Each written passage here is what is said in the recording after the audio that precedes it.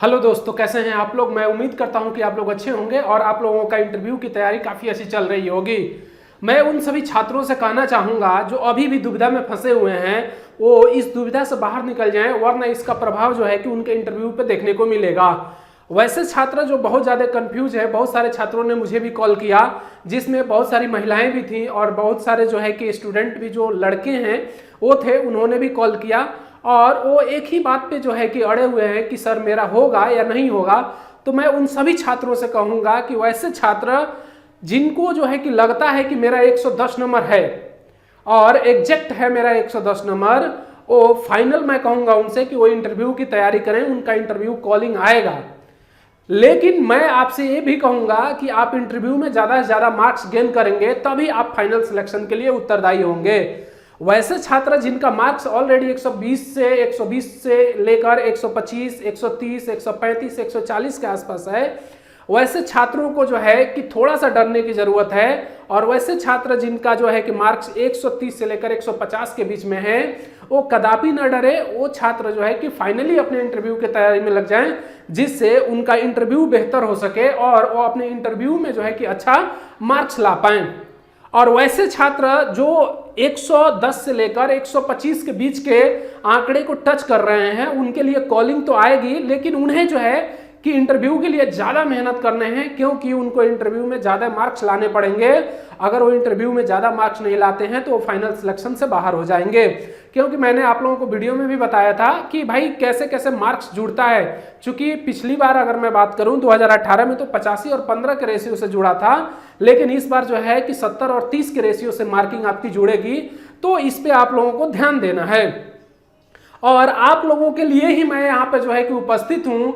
और वैसे छात्रों का जिनका कन्फ्यूजन था कि इंटरव्यू में आखिर हम क्या करें, कैसे पढ़ें, क्या हमें पढ़ना चाहिए, किस तरीके की हमारी पर्सनालिटी होनी चाहिए और एक बेहतर शिक्षक का गुण क्या होना चाहिए, उस पर हम लोग यहाँ पर चर्चा करेंगे। तो मैं यहाँ पे लिख दिया हूँ आप लोगों को TGT, PGT, PRT KVS interview जो 2023 कंडक्ट होगा। और मैं आप लोगों को बता दूं कि आप लोगों को इस तरीके से तैयार होना है, क्योंकि होली के जस्ट बाद आपका जो है कि इंटरव्यू कंडक्ट करा लिया जाएगा। खास करके ये टीजीटी वाले छात्र, पीआरटी वालों का तो थोड़ा लेट होगा, लेकिन टीजीटी वालों की अगर मैं बात करूं तो इनका होली के जस्ट बाद जो है कि संपन्न करा लिया जाएगा। आप लोग जानते हैं कि जो नॉन कैटेगरी का पोस्ट थे उनका इंटरव्यू शेड्यूल आ चुका है, उसके जस्ट बाद टीजीटी का भी होगा और उसके बाद से जो है कि आपका पीआरटी का होगा। अब हम लोग बात करेंगे कि आपको किन मुद्दों पे फोकस करना है और कौन कौन से पॉइंट आपको इंटरव्यू के लिए देखना है। तो सबसे पहले मैं बात करूंगा कि जो आपका पर्सनालिटी है, यानी कि पर्सनालिटी टेस्ट आपका होगा। मैंने इसको 3-4 कैटेगरी में बांटा हुआ है और इसमें जो पहला हमारा है वो है पर्सनालिटी टेस्ट। और इस पर्सनालिटी टेस्ट की अगर मैं बात करूं तो इसमें आपके पर्सनालिटी पर विशेष फोकस किया जाएगा कि आपके बात करने का तरीका क्या है, आपके बैठने का तरीका क्या है, आपका जो है कि किसी को ऑब्जर्व करने का क्या तरीका है, आप जब बात कर रहे हैं तो आई टू आई कांटेक्ट हो रहा है नहीं हो रहा है, ये भी जो है कि आपकी इसी के अंतर्गत आता है और इसी के अंतर्गत देखा जाएगा। इसमें मैंने पहला लिखा हुआ है आपका कि आप जब जैसे ही एंट्री लेंगे ना, वैसे ही आपके ड्रेस कोड पे जो है कि जितने भी इंटरव्यू लेने वाले हमारे मेंबर्स बैठे होते हैं, वो मेंबर्स जो है कि सबसे पहले आपके ड्रेस कोड को देख लेते हैं और भाप लेते हैं कि ये छात्र किस तरीके का है। ठीक है, क्योंकि वो उन्हें काफी अनुभव होता है और अनुभवी होते हैं तो उन्हें पता चल जाता है। इसके बाद से आपसे जो है कि जैसे ही आप ये बोलते हैं कि क्या मैं बैठ सकता हूं, तो वो लोग अगर जवाब देते हैं हाँ आप बैठ सकते हैं या बैठ जाइए, वो लोग कहते हैं, तो आपको बैठ जाने के बाद से आपको जो है कि एकदम बिल्कुल कंफर्टेबल फील करना होता है और आप बिल्कुल कंफर्टेबल फील करिएगा और जो भी बोलिएगा विनम्र तरीके से बात करने की कोशिश कीजिएगा। और आपकी भाषा में जो है कि अभद्रताएं नहीं झलकनी चाहिए, आपकी भाषा अच्छी होनी चाहिए। ठीक है, क्योंकि आप एक शिक्षक हैं और शिक्षक की भाषा आप लोग जानते हैं कि बहुत ही अच्छी होनी चाहिए। इसके बाद से आपसे यही क्वेश्चन पूछा जाता है कि आप अपने बारे में कुछ बताइए। इट मीन्स दैट कि आप अपना इंट्रोडक्शन दीजिए कि आपका इंट्रोडक्शन क्या है, यानी कि आप अपना परिचय दीजिए, आप अपने बारे में कुछ बताइए हमें। आप जानते हैं कि उनके पास आपका बायोडाटा होता है और ज़्यादातर जो है कि क्वेश्चन आपसे बायोडाटा से ही रिलेटेड पूछे जाते हैं। आप उस बायोडाटा में वही चीजें मेंशन करें जो आपको एग्जैक्ट पता है और आपने वास्तव में वो चीजें कर रखी है। अदरवाइज आप चीजें जो है कि घुमा फिरा के या बढ़ा चढ़ा के लिखते हैं तो ये आपके लिए जो है कि नुकसानदायक सिद्ध हो सकती है। तो आपसे पूछा जाएगा कि आप इंट्रोडक्शन दीजिए, और इंट्रोडक्शन में आप क्या देते हैं वो आपके ऊपर डिपेंड करता है। तो आपको इंट्रोडक्शन पे फोकस करना है। अगर आपके घर में मिरर होगा तो आप मिरर के सामने बैठकर जो है कि बोलने का प्रैक्टिस कीजिए ताकि आपका इंटरव्यू बेहतर हो सके।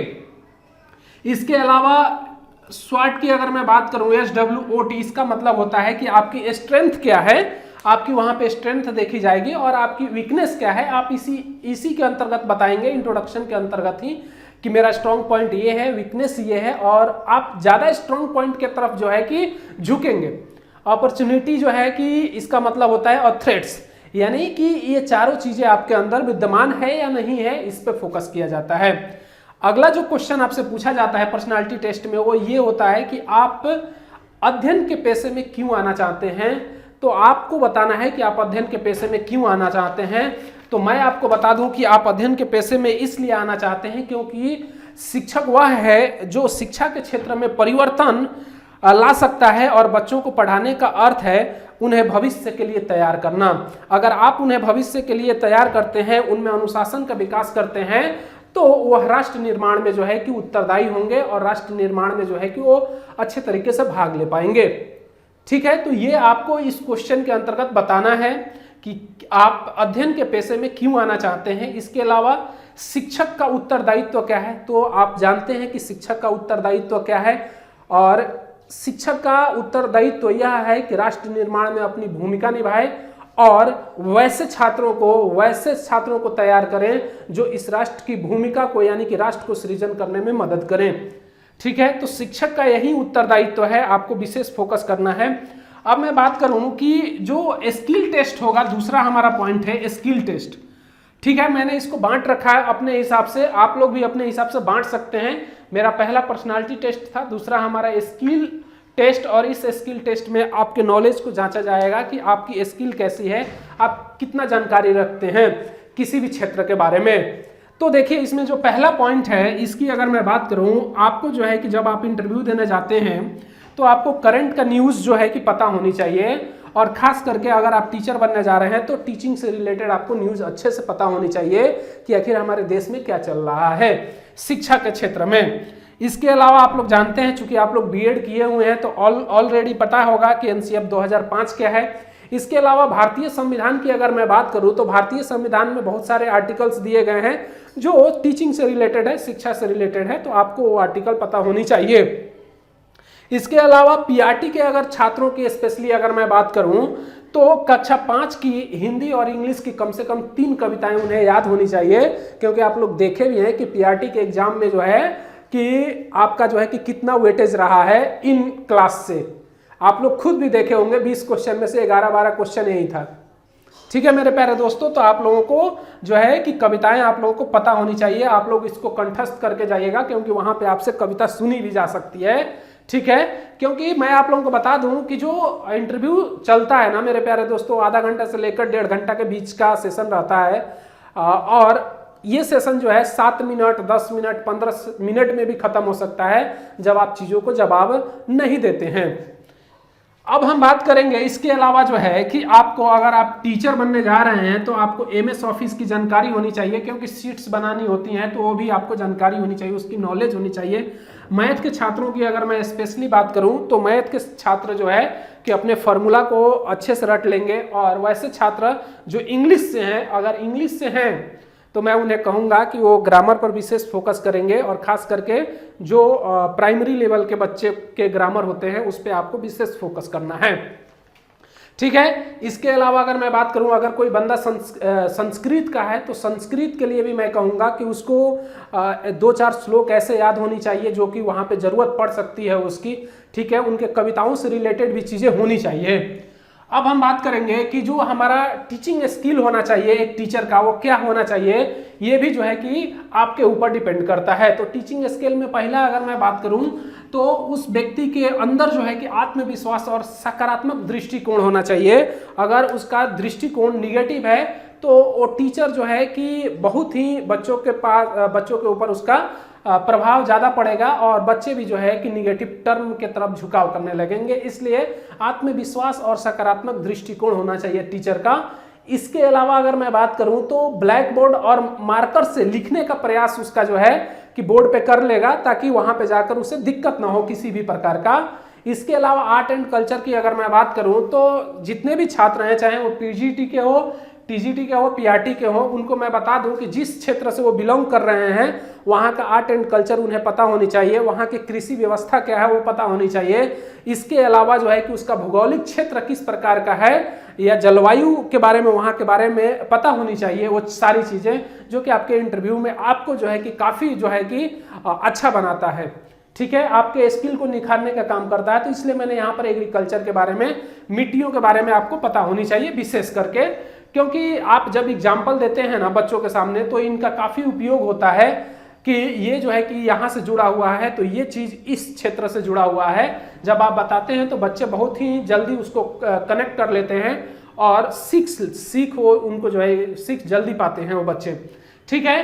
तो मैं बात करूँगा इसके अलावा लास्ट में मैं आप सबसे कहूँगा कि लास्ट में आपसे जो क्वेश्चन पूछा जाता है वो ये है, मैंने नोट करके यहाँ पर लिखा है, आप जाते हुए या लास्ट आपसे जो क्वेश्चन पूछा जाएगा बोर्ड के द्वारा वो ये पूछा जाएगा, क्या आप हमारे साथ जुड़ेंगे यदि हम आपको पूर्वोत्तर राज्य या पहाड़ी राज्यों में अगर ज्वाइनिंग दे तो आपका जवाब वहाँ पर क्या होना चाहिए। आप खुद स्टैंड ले सकते हैं क्योंकि आप अपने परिस्थितियों से जूझे होते हैं और आप अपने परिस्थितियों को जानते हैं, उस हिसाब से आप इसका जवाब दीजिए। इस पे फोकस करने का काम है। दूसरा पूछा जाता है जो विवाहित लोग होते हैं ज़्यादातर उनसे कि क्या आपका परिवार आपको उत्तर दिशा में सेवा करने की अनुमति देगा यदि आप दक्षिण से बिलोंग कर रहे हैं। तो मैं आपसे कहूँगा कि क्या आपका परिवार जो है कि अगर आप दक्षिण से बिलोंग कर रहे हैं तो उत्तर दिशा में यानी कि उत्तरी हिस्से में भारत के वहाँ पे नौकरी करने का परिवार आपको जो है कि सहमत हो जाएगा। तो इसका भी जवाब आपके ऊपर मैं छोड़ता हूँ, आपको क्या करना है वो आपके ऊपर डिपेंड है। अगर कोई छात्र नॉर्थ इंडिया का है और उससे पूछा जाएगा कि क्या आप दक्षिण भारत में जॉब करने के लिए उत्तरदायी हैं, तो ये जवाब आपका है। क्या आप पूर्वोत्तर राज्यों में जा सकते हैं, ठीक है। तो ये आपके ऊपर मैं छोड़ता हूं कि आप हमें कमेंट करके जरूर बताइएगा। और मैं आपसे कहूंगा कि जितने भी यहाँ पे पॉइंट्स हैं इन पॉइंट्सों को देखने के बाद से आप इन्हीं पर फोकस करिए और आप अपने रिज्यूम में जो लिखेंगे यानी कि अपने बायोडाटा में जो लिखे रहेंगे उसी पे जो है कि आपसे क्वेश्चन ज़्यादातर पूछा जाएगा, ठीक है। और मैं बता दूं आप लोगों को कि मेरा नाम जो है कि बहुत लोगों ने पूछा, मेरा नाम जो है कि एसके सर है और मैं इसी से फेमस हूं। तो मैं अभी तक ऑफलाइन पढ़ा रहा था लेकिन अब ऑनलाइन मोड पे आया हूं। तो मैं जल्द ही आप लोगों के मध्य जो है कि आता रहूंगा और आप लोगों को और आपसे मैं भी लाभान्वित होता रहूंगा। तो आज के लिए मेरे प्यारे दोस्तों इतना ही और मिलते हैं अगले वीडियो में, तब तक के लिए जय हिंद।